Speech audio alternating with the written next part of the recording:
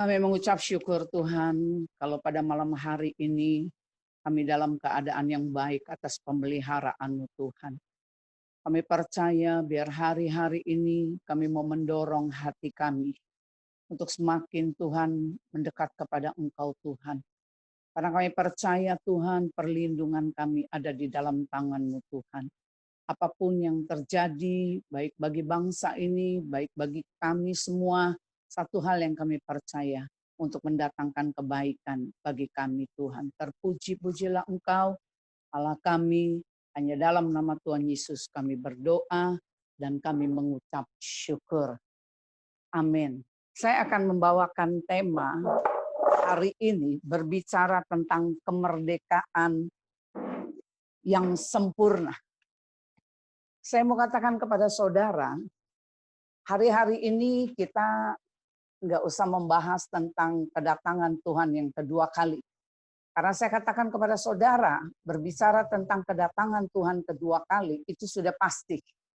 Tetapi yang jadi masalah bagaimana sebelum kedatangan Tuhan, kita sudah mempersiapkan diri kita, nanti pada saat kedatangan Tuhan, kita masing-masing sudah siap. Saya mau katakan kemerdekaan yang sempurna diangkat dari 2 Korintus 3 ayat ke-17. Sebab Tuhan adalah roh dan di mana ada roh Allah, di situ ada kemerdekaan. Kemudian saya sambung dengan Kejadian 2 ayat yang ke-7. Ketika itulah Tuhan Allah membentuk manusia itu dari debu tanah dan menghembuskan nafas hidupnya ke dalam kidungnya, demikianlah manusia itu menjadi makhluk yang hidup. Kemudian Ayub ke-33 ayat yang keempat dia katakan, Roh Allah telah membuat aku dan nafas yang maha kuasa membuat aku hidup. Jadi saya merangkumkan dari ketiga ayat ini, maka saya mengambilkan satu kesimpulan. Di situ dia katakan Tuhan adalah roh. Di dalam Injil Yohanes 4 dikatakan ayat ke-24, dia katakan Allah adalah roh, barang siapa menyembah dia harus menyembah di dalam roh. Kita bisa melihat di sini bahwa Tuhan itu adalah Allah. Maka ketika Allah menciptakan manusia, dia menghembuskan rohnya kepada saudara dan saya.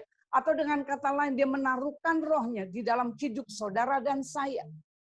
Yang saya mau katakan kepada saudara, jadi kita harus mengerti elemen terpenting atau unsur terpenting hidup saudara dan saya, hidup manusia, saya mau katakan ada kehidupan ilahi yang ditaruh dalam kehidupan saudara dan ditaruh di dalam kehidupan saya. Maka firman Tuhan katakan, di dalam firman Tuhan Amsa di pengkhotbah, dikatakan pengkhotbah 3 ayat yang ke-11. Ketika dia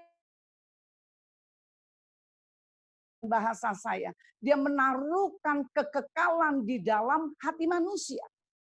Maka kita bisa melihat di sini kecenderungan manusia ingin mencari Allah dengan latar belakang apapun, agama apapun, saya mau katakan kecenderungan manusia ingin mencari Allah. Karena Allah telah menaruhkan kekekalan kepada manusia.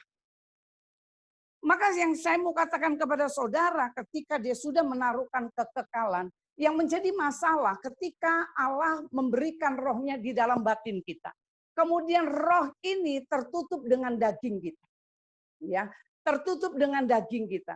Bagaimana saya mau katakan kehidupan kita secara daging, kehidupan kita secara manusia, manusia jasmani, kita bisa berjalan di dalam hal-hal yang rohani. Bagaimana kita bisa berjalan dengan kehendak Allah? Bagaimana kita bisa berjalan di dalam kehidupan ilahi? Karena saya mau katakan roh itu tertutup dengan daging kita. Maka saya katakan yang pertama, bagaimana kita secara manusia daging, kita bisa berjalan bersama dengan Allah, bersama dengan roh Allah, saudara. Yang pertama saya mau katakan, hidup sehari-hari kita adalah peperangan. Yang pertama saya katakan kita hidup dalam peperangan setiap hari. Jadi bagaimana ini manusia batin, kita ditutup dengan daging, bagaimana manusia roh ini bisa menguasai daging sehingga manusia roh itu yang memimpin daging. Jadi yang pertama di sini dia katakan, yang saya mau katakan, kita hidup dalam peperangan setiap hari. Saya katakan ketika kita bangun tidur, saudara. Waktu kita bangun tidur, kemudian mulai terjadi peperangan dalam hidup kita. Yang pertama, peperangan yang pertama, apakah kita mau berdoa ataukah kita mau bekerja langsung masuk ke dapur? Apakah kita berpikir ketika saya bangun tidur, oh saya mesti ngurus suami karena dia mesti kerja, saya harus bikin sarapan dan lain sebagainya. Apakah ada keputusan yang kita katakan, oh saya bangun lebih awal, saya bangun pagi, kemudian saya mau berdoa, kemudian saya mau baca Alkitab.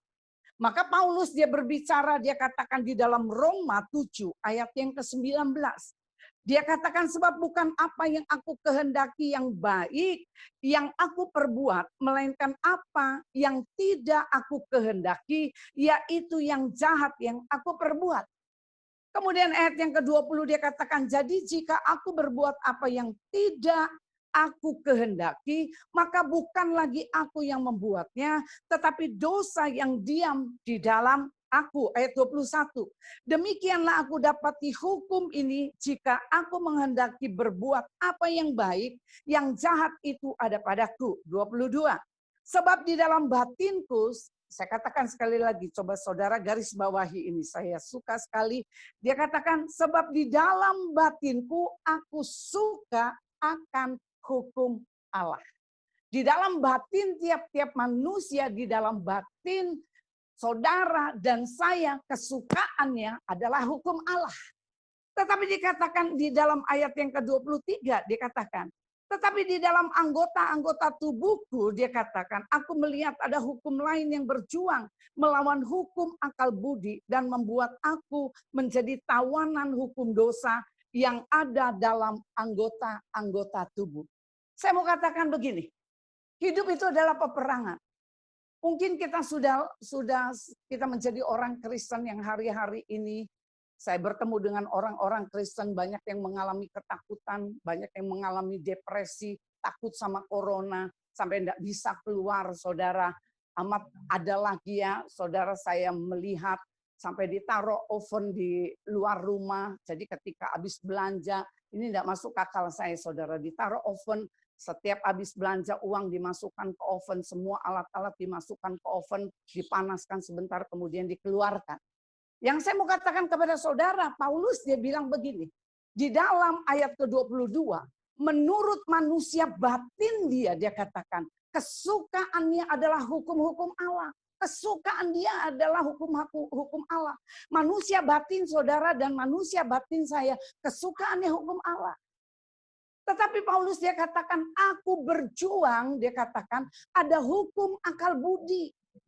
Yang maka saya katakan gini, ketika kita berpikir gini, oh saya sekarang sudah malas untuk berdoa.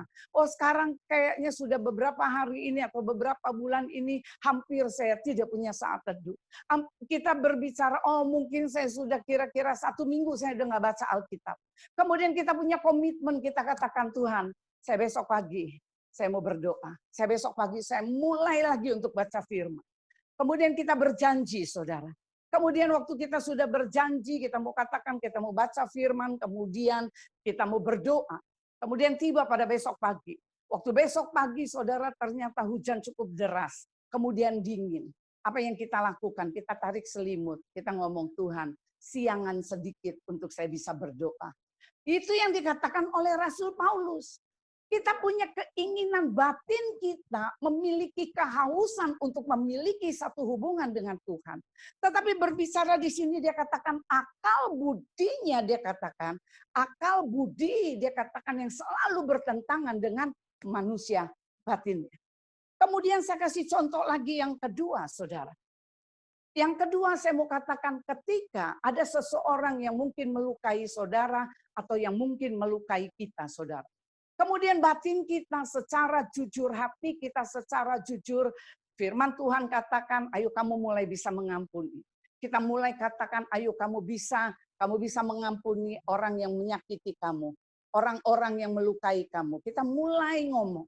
Kemudian saudara, ketika waktu sampai batin kita mau mengampuni, tapi kemudian akal budi kita mulai berpikir, bagaimana saya bisa mengampuni? Orang ini terlalu jahat untuk saya. Bagaimana saya bisa mengampuni? Karena orang ini sudah merampas apa yang menjadi kebahagiaan saya.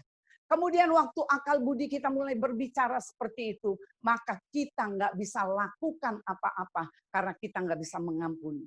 Saya memberikan satu contoh. Saya punya anak rohani beberapa tahun yang lalu, saudara. Ketika saya belum menjadi gembala sidang. Jadi beberapa tahun yang lalu saya punya anak rohani. Jadi anak rohani ini mulai dari nggak bisa apa-apa. Sampai dia bisa pimpin pujian, kemudian saya ajar dia bagaimana berjalan dengan roh. Saya ajar dia bagaimana kita bisa mendengar suara Tuhan. Kemudian kita berjalan dan saya support rumah tangganya karena dia tidak bekerja. Saya harus support saudara. Kemudian saudara, apa yang terjadi ketika saya sudah mulai support, kemudian berjalan cukup lama saudara.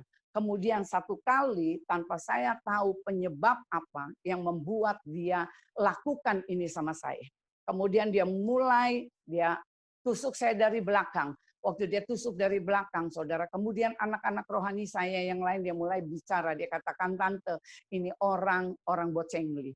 Orang ini nggak bisa menghargai orang lain. Dan perkataan-perkataan itu terus masuk di dalam telinga saya. Yang membuat hari-hari saya dengar itu. Yang membuat kebencian di dalam hidup saya. Saya begitu benci sama anak ini. Saya lagi pikir kenapa saya sudah lakukan semua. Saya sudah beri yang terbaik dari bisa yang saya lakukan. Tapi kenapa kamu lakukan seperti ini? Tetapi karena kebenaran firman, saya mulai belajar mengampuni. Kemudian saya berpikir saya sudah selesai saya mengampuni anak ini, saudara. Tetapi yang menjadi permasalahan, bagaimana ketika orang menyebut nama anak ini, jujur saudara, saya punya jantung berpekan. Saya masih bek. Saya pikir ini masih ada yang nggak beres. Sampai satu kali ketika saya mau kuliah di teologi, saya sedang bawa mobil, saya sedang setir mobil. Waktu saya sedang setir mobil, tiba-tiba ada satu kebenaran firman Tuhan taruh dalam hidup saya. Yaitu berbicara di dalam firman Tuhan. Saudara, dikatakan di dalam Matius 18 ayat ke-24 sampai ke-35. Di situ diceritakan ada satu orang yang berhutang kepada raja itu sebanyak 10.000 talenta, saudara. Dia punya utang 10.000 talenta. Kemudian waktu dia punya hutang 10.000 talenta, kemudian yang menghadap raja, dia katakan dia nggak bisa melunasi hutang sebanyak 10.000 talenta. Kemudian raja itu katakan, dia bicara kepada pengawal, dia katakan ambil anak, kemudian orang ini istri dan anaknya, kemudian jual mereka, kemudian barang-barang yang menjadi miliknya, mereka mau ambil, saudara. Tetapi apa yang dilakukan oleh dia datang kemudian dia sujud. Dia katakan, raja saya nggak bisa bayar, saya minta kebijaksanaan. Kemudian apa yang terjadi? Belas kasihan Tuhan diberikan kepada orang ini, saudara. Artinya hutangnya dianggap lunas. Dia dengan sukacita kemudian dia keluar. Waktu dia keluar, saudara, apa yang terjadi? Dia bertemu dengan temannya yang berhutang pada saat itu, saudara. Cuman 100 dinar. Waktu dia bertemu dengan temannya yang berhutang 100 dinar, apa yang dilakukan anak orang ini, saudara? Kemudian dia kejar orang ini. Waktu dia kejar, dia tangkap. Waktu dia tangkap, kemudian dia cekek, saudara. Waktu dia cekek, dia katakan lunasi kamu punya hutang. Saya mau katakan 10.000 talenta dengan 100 dinar, saudara, itu bedanya sangat-sangat jauh, saudara. Kemudian apa yang dilakukan? Dia mencekik, dia katakan kamu harus melunasi. Apa yang terjadi? Kemudian orang ini dia berbicara. Dia katakan, dia katakan tolong saya belum bisa bayar. Kemudian apa yang terjadi? Orang ini dimasukkan ke dalam penjara. Waktu orang ini tidak masukkan ke dalam penjara, saudara. Kemudian ada orang-orang yang melihat, teman-teman yang melihat seperti itu dilaporkan kepada raja. Kemudian Dipanggil algojo, kemudian diserahkan kepada algojo. Kemudian itu firman itu terus mereview saya punya otak, mereview saya punya pengalaman-pengalaman perjalanan saya. Kemudian Tuhan katakan sama saya, kamu jahat, kamu orang yang jahat, karena kamu tidak bisa mengampuni. Saya kaget saudara, saya berpikir saya sudah mengampuni. Saya berpikir saya sudah selesai masalah saya dengan orang ini. Tetapi kebenaran firman itu terus memutar otak saya. Kemudian dia bicara, kamu jahat karena kamu tidak bisa mengampuni. Kamu mengerti, aku sudah memberikan pengampunan kepadamu. Tetapi kenapa kamu tidak bisa mengampuni anak rohanimu? Kenapa kamu nggak bisa mengampuni? Kemudian saya sepanjang saya setir, saya menangis. Saya katakan Tuhan, saya tahu, saya pikir saya sudah selesai. Kemudian Tuhan mulai membuka segala sesuatu mata batin saya. Tuhan katakan kepada saya, dia katakan apa yang kamu lakukan kepada anak rohani ini.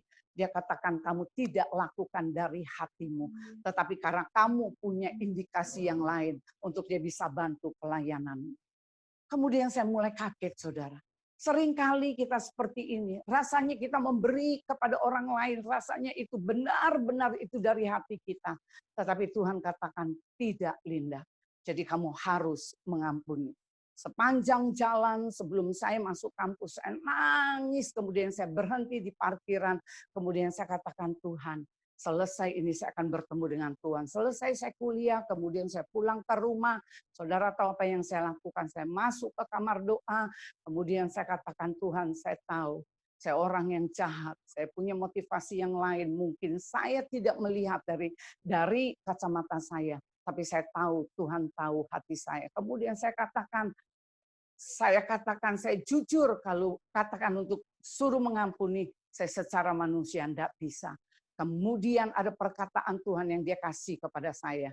Dia katakan kamu sebagai manusia tidak bisa mengampuni. Tetapi kamu harus mau mengampuni. Ketika kamu mau mengampuni, maka Roh Kudus bersama-sama dengan kamu akan menyelesaikan setiap perkara. Jadi saya mau katakan kepada saudara, yang pertama bagaimana kita manusia daging ini bisa berjalan di dalam roh. Bagaimana manusia daging kita ini bisa berjalan di dalam kehidupan ilahi.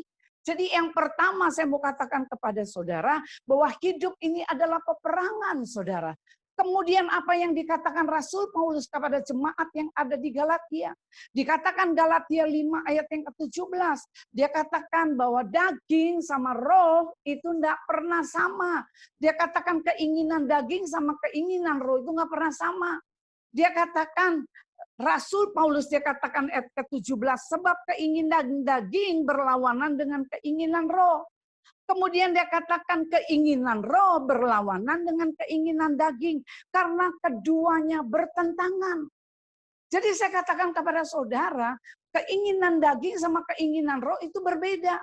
Maka dikatakan ayat yang ke-16 dikatakan hiduplah oleh roh. Maka kamu tidak akan, dia katakan apa? Melakukan keinginan daging, dia katakan. Jadi dia katakan hiduplah oleh roh. Supaya apa? Kita nggak lakukan keinginan-keinginan daging. Jadi ketika kita mau berjalan di dalam roh, harus ada keputusan yang kita ambil. Kita ambil satu keputusan, mau hidup seperti apa? Dalam roh atau dalam daging. Kalau kita katakan kita mau hidup di dalam roh, maka kita berjalan. Kita mulai minta tuntunan demi tuntunan Tuhan. Saya katakan baru-baru ini, saudara. Ketika satu kali suami saya pulang dia dari rumah sakit, dia harus dipasang ada satu alat, saudara. Dia harus dipasang di dalam tubuhnya. Kemudian apa yang terjadi? Dia mulai cerita ada efeknya seperti ini, akan terjadi seperti ini. Saya sebagai istri, saya enggak tunjukkan rasa ketakutan saya sama suami saya. Tapi jujur, dia sudah tidur, saya enggak bisa tidur. Kemudian saya bangun, saya mulai berdoa. Waktu saya mulai berdoa, saya katakan jujur. Saya katakan Tuhan, kacamata jasmani saya tidak bisa menangkap. Tapi saya mau pakai dengan kacamata rohani saya. Saya mulai berkata sama Tuhan, saya angkat tangan saya pagi-pagi jam 4 saya sudah nangis. Saya katakan jujur Tuhan, saya takut.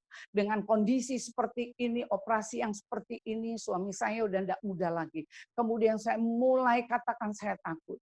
Tiba-tiba saudara, Tuhan memperlihatkan kepada saya ada satu sungai yang cukup besar saudara. Sungai itu besar sekali. Kemudian Tuhan bicara dalam batin saya. Dia katakan dalam penglihatan, dia katakan, Linda, kamu nyebrang. Waktu Tuhan katakan kamu nyebrang, saudara tahu apa reaksi saya? Dua hal yang saya katakan, Tuhan, enggak bisa. Karena satu, saya enggak bisa berenang. Kedua, saya enggak punya alat untuk saya bisa berenang. Saya katakan, Tuhan, saya enggak bisa, Tuhan. Ketakutan itu terus masih ada dalam hidup saya. Tapi kemudian Tuhan katakan, kamu pasti bisa, kamu pasti bisa. Kemudian dengan sekuat tenaga saya, kemudian saya mulai turun, saya mulai berjalan. Ternyata saudara, kacamata rohani saya menangkap. Di bawah sungai itu Tuhan sudah buat jembatan-jembatan untuk saya lewat. Kemudian Roh Kudus berbicara kepada saya, ketika kemampuan mata jasmanimu tidak bisa menangkap hal-hal yang ilahi, maka jangan pakai kacamata jasmanimu untuk menangkap hal-hal yang ilahi. Pakai kacamata rohanimu untuk kamu berjalan, untuk kamu melihat perbuatan-perbuatan Tuhan yang ajaib. Kemudian saya mulai jalan, saya melihat ada satu tangga, ada satu jembatan demi jembatan, saya lompat sampai saya bisa menyeberang. Kemudian saya mulai bicara, Tuhan, ini ayat firman-Nya di mana?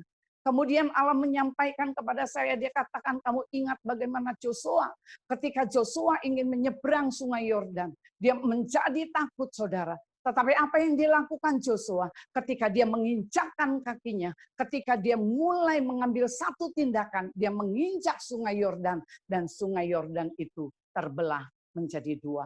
Maka saya katakan kepada saudara, yang pertama kita mengambil keputusan untuk kita bisa berjalan di dalam roh saudara. Saya mau katakan kepada saudara, ini perkara yang ada di dalam batin saudara ini jauh lebih besar. Saudara bisa melihat perkara-perkara yang besar. Kalau saudara udah nggak bisa menangkap lagi dengan kacamata jasmani saudara. Kalau saudara mengalami hal-hal yang menakutkan. Kalau saudara mengalami hal-hal yang rasanya di luar akal saudara. Saudara katakan, Tuhan saya nggak mampu. Tapi saya mau katakan kepada saudara, ada manusia batin saudara yang akan menuntun saudara, yang saudara akan melihat ada jalan-jalan yang dia buka, yang saudara bisa nangkap dengan kacamata rohani saudara. Maka Rasul Paulus dia katakan, ambil keputusan. Jangan hidup di dalam daging. Tapi dia katakan hiduplah di dalam roh, dia katakan. Supaya kita tidak melakukan hal-hal yang berasal dari daging. Belajar saudara. Saya mau katakan kekuatan manusia roh ini luar biasa saudara. Ini kekuatannya dahsyat luar biasa. Maka saya katakan sekarang kita mulai belajar bagaimana roh yang memimpin hidup saudara.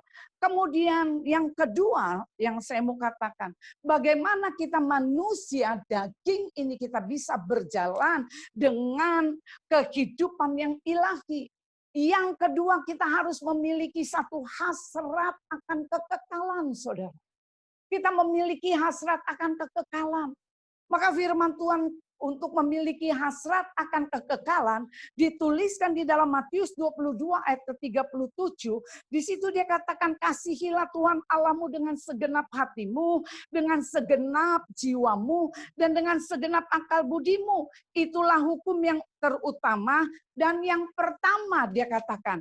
Kemudian kita harus sebagai orang percaya, kita harus punya hasrat untuk kekekalan, saudara. Ketika kita memiliki hasrat untuk kekekalan, nggak ada cara lain. Kita harus mengasihi Tuhan dengan segenap hati kita. Dengan segenap hidup kita, kita mengasihi. Yang firman Tuhan tuliskan, dia katakan, ketika kita mau mengasihi Tuhan, ketika kita mau mencintai Tuhan, dia katakan tidak boleh ada sesuatu yang ditaruh di dalam hidup kita. Saya memberikan satu contoh saudara. Di dalam firman Tuhan, bagaimana ketika ada satu orang muda tiba-tiba dia datang sama Tuhan. Dia katakan dia mau mencari tentang hidup yang kekal. Ditulis Matius 19 ayat ke-21. Dia punya hasrat untuk kekekalan. Dia punya hasrat untuk mencari Tuhan. Dia punya hasrat untuk sungguh-sungguh sama Tuhan. Kemudian dia datang sama Tuhan. Dia katakan, Tuhan, apa yang harus aku lakukan untuk aku memiliki hidup yang sempurna? Saudara tahu apa yang dikatakan oleh Tuhan? Lakukan firman Tuhan. Kemudian dia katakan firman yang mana? Kemudian dikasih tahu, kasihi orang tuamu, kasihi sesamamu dan lain sebagainya. Kemudian dia katakan, aku sudah lakukan itu. Dia sudah punya hasrat saudara untuk kekekalan. Dia punya hasrat untuk menjadi sempurna. Tapi ketika itu kemudian Allah berbicara, dia katakan, kalau kamu sudah lakukan semua itu, maka dia katakan jual semua hartamu, dia katakan, kemudian kamu ikut aku. Apa yang terjadi saudara? Anak muda ini, dia tidak berkata apa-apa, kemudian dia meninggalkan Yesus. Yang saya mau katakan kepada saudara, mengasihi Tuhan dengan segenap hati, jiwa, dan dengan segenap hidup kita, artinya tidak ada tendensi lain, tidak ada orang lain, dan tidak ada apapun yang menjadi pegangan kita. Yang menjadi pegangan kita adalah Tuhan, saudara. Jadi kita bisa melihat di sini, kita bisa melihat bahwa Tuhan itu segalanya buat hidup kita. Bagaimana hari-hari ini? Apa yang menjadi hasrat saudara? Saya bertemu dengan ibu-ibu, dia katakan, aduh Tante Linda udah 6 bulan, udah nggak ke mall Bu Linda. Rasanya sudah bete, rasanya sudah stres, rasanya sudah depresi. Saya katakan hasratmu masih ada kepada perkara-perkara dunia. Yang saya mau tanya kepada saudara, hasrat yang apa ada dalam hidup saudara dan saya? Apakah masih ada hasrat untuk kita menonton video-video di dalam tanda kutip, saudara? Orang lain tidak pernah tahu. Gembalamu nggak pernah tahu, teman-temanmu nggak pernah tahu. Tapi saya mau katakan kepada saudara, ada mata Tuhan yang melihat bagaimana hasratmu, hasrat yang saudara tujukan kepada Tuhan atau kepada perkara-perkara duniawi. Jadi saya mau katakan kepada saudara, miliki hasrat untuk kita mengasihi Tuhan. Miliki hasrat untuk kita mencintai Tuhan. Maka firman Tuhan dikatakan di dalam Lukas, saudara. Di dalam Lukas 9, dikatakan di dalam ayatnya yang ke-59. Ketika itu lalu berkata kepada seorang lain, ikutlah aku. Tetapi orang itu berkata, izinkan aku pergi dahulu menguburkan Bapakku. Tetapi Yesus berkata kepadanya, biarlah orang mati menguburkan orang mati. Tetapi engkau pergi dan beritakan kerajaan Allah di mana-mana. Ayat 61. Dan seorang lain lagi berkata, aku akan mengikut engkau Tuhan. Tetapi izinkan aku pamitan dahulu dengan keluargaku. Tetapi Yesus berkata, setiap orang yang siap untuk membajak, tetapi menoleh ke belakang, tidak layak untuk kerajaan Allah. Kalau saudara katakan saudara mengasihi Tuhan dengan segenap hati, dengan segenap hidup saudara, tapi saudara masih terikat dengan hal-hal yang dunia, Tuhan katakan, Alkitab dia berbicara, saudara dan saya tidak layak untuk kerajaan Allah. Maka saya katakan kepada saudara, biar hari-hari ini, biar di masa pandemi seperti ini, saudara, saya mau katakan untuk kita masing-masing keluarga, hidupkan api itu di dalam keluarga kita masing-masing. Supaya ada hasrat kita untuk kita mencintai Tuhan. Hasrat kita untuk mengasihi Tuhan. Saya mau katakan hasrat itu timbul karena cinta. Saya katakan, saya selalu kalau doa pagi, saya katakan sama Tuhan, Tuhan jangan ambil cinta yang ada, yang Tuhan berikan sama saya. Jangan ambil cinta. Karena saya katakan cinta bisa melakukan apa saja. Saya mau katakan ketika cinta itu diambil saudara, kita nggak bisa lakukan apa-apa buat Tuhan. Maka saya katakan refleksinya ketika kita mengasihi Tuhan, maka refleksinya kita juga mengasihi sesama kita. Kita mengasihi pasangan kita mengasihi anak kita mengasihi menantu cucu kita, bahkan kita mengasihi orang-orang yang ada di sekeliling kita. Sebagai pembuktian bahwa kita mengasihi Tuhan. Banyak orang berkata aku mengasihi Tuhan, tapi nggak pernah bisa jadi contoh dengan orang-orang yang ada di sekeliling. Kita mengasihi Tuhan, kita katakan Tuhan saya memberikan hidup saya untuk Tuhan, tapi kita nggak pernah bisa bersaksi untuk tetangga kita. Maka firman Tuhan katakan Paulus tulis kepada jemaat yang ada di Korintus. Dia katakan sekalipun dia katakan kamu memberikan dirimu untuk Tuhan. Tetapi kalau kamu nggak punya kasih, dia katakan semua itu bohong. Berbicara tentang kasih, ada pengorbanan. Berbicara tentang kasih, ada penyalipan. Berbicara tentang kasih, itu ada pengampunan. Maka saya katakan kepada saudara, bagaimana hari-hari ini kita bisa berjalan dengan Tuhan. Mari kita sama-sama untuk bisa belajar, untuk kita berjalan sama Tuhan. Melatih manusia batin kita. Kita latih manusia batin kita. Kita mulai dengar apa yang Tuhan mau ngomong pada manusia batin kita. Dengan cara apa kita mengambil bagian tiap-tiap pagi. Kita baca firman, kemudian kita berdoa, kita bersyafaat. Kemudian kita mulai latih kepekaan manusia batin kita. Kita mulai latih. Waktu kita latih, kita akan melihat saudara dan saya berjalan dituntun oleh Roh. Dan kemudian yang kedua, kita miliki hasrat, yaitu cinta yang besar itu ada dalam hidup saudara dan saya. Saya selalu katakan saya menikah sudah 39 tahun. Saya cuma minta sama Tuhan satu. Saya katakan Tuhan, jangan ambil cinta saya untuk suami saya. Apapun di dalam rumah tangga pasti bisa terjadi apapun. Bisa terjadi keles apapun. Tapi saya katakan satu hal. Saya cuma minta. Jangan ambil cinta yang Tuhan taruh atas saya kepada suami saya. Karena saya katakan ketika cinta saya berikan kepada suami saya mau katakan apapun yang dia lakukan. Saya bisa katakan, oke, saya bisa kerjakan. Karena cinta saya bisa lakukan apapun. Karena cinta saya bisa mengampuni. Kita mau berdoa.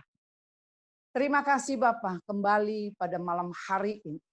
Kami mengerti Tuhan Yesus bahwa kemerdekaan yang sempurna ketika kami Tuhan berjalan dengan Roh, memanifestasikan Tuhan manusia roh kami, untuk kami boleh berjalan hari-hari kami dituntun oleh Roh kami Tuhan. Dan kami percaya sebab Engkau adalah Roh, oleh karena itu Tuhan kami boleh menyembah Engkau di dalam Roh. Biar hari-hari ini Tuhan fungsikan manusia batin kami. Kami mau latih manusia batin kami Tuhan. Kami mau berjalan dengan manusia batin kami. Dan kami percaya ketika kami berjalan dengan manusia batin kami bisa melakukan perkara-perkara yang besar Tuhan. Dan kami percaya bersama Engkau, kami bisa lakukan hal-hal yang hebat dalam hidup kami. Khususnya pada masa-masa pandemi ini. Dijauhkan dari semua roh ketakutan Tuhan. Dijauhkan dari setiap Tuhan Yesus takut mati karena corona. Takut Tuhan segala sesuatu yang membuat kami tidak bisa buat apa-apa.